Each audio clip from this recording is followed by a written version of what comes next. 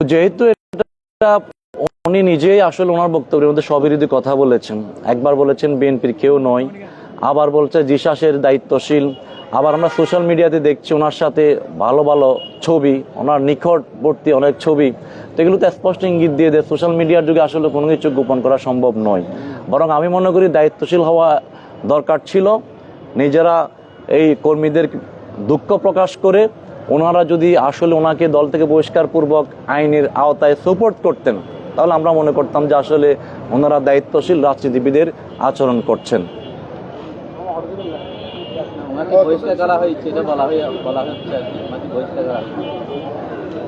ওনাকে আমরা বারবার বলেছি, এখন এই জাতীয় সন্ত্রাসীগুলো এলাকার জন্য, সাধারণ ভোটারদের জন্য আতঙ্ক। তো সেই জন্য ওদেরকে স্পষ্টভাবে আইনের আওতায় না আনলে আসলে আতঙ্ক ছড়াবে।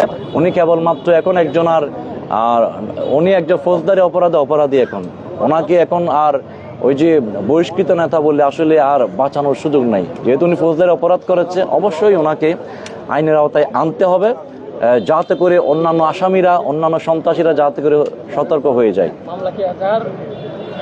আমরা ইতিমধ্যে থানায় অভিযোগ দায়ের করেছি।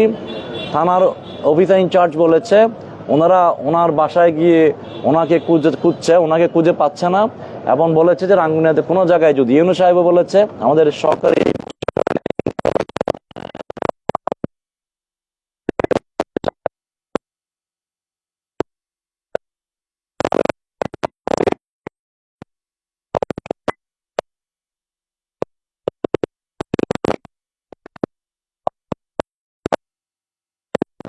তথ্য সহযোগিতা প্রশাসনিকভাবে গ্রেপ্তারের জন্য ইতিমধ্যে নাকি বলেছে।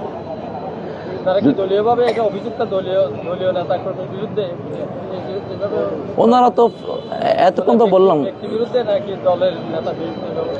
ওনারা দুজনেই বিএনপির দুজন দায়িত্বশীল, এবং ওনারা ওখানে আসলে হুমকি দিয়েছে আমাকে। তো আমিও উরুষে শ্রদ্ধা করি, ওনারা উরুষে আছে, আমার সাথে তো ওনার সমস্যা কোন জায়গায়? উনি তো শুধুমাত্র মোমবাতির জয় গানে, মোমবাতির একটা বিজয় স্লোগান দেখে ওনারা আতঙ্কিত।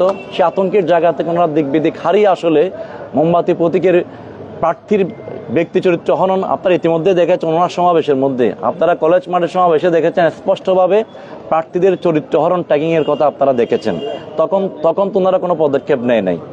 আরেকটা ভিডিও আমরা দেখেছি, ওখানে স্পষ্টভাবে মোমবাতি প্রতীকের প্রার্থীর বিষয়ে সমস্ত নেতাদের সামনে এই যে হাই স্কুল মাঠে যে সমাবেশ হয়েছে সেখানেও কিন্তু কথা বলেছে, অথচ এই উস্কানিমূলক কথাবার্তাগুলো আমাদের স্পষ্ট আচরণবিধি লঙ্ঘন। উন্মুক্ত সমাবেশে সেগুলো বলেছে। আর পাশাপাশি ওনারা যেহেতু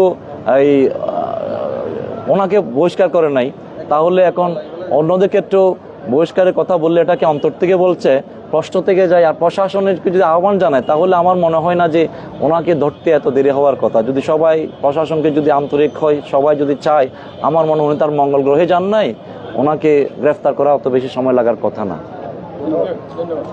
আসসালামু আলাইকুম।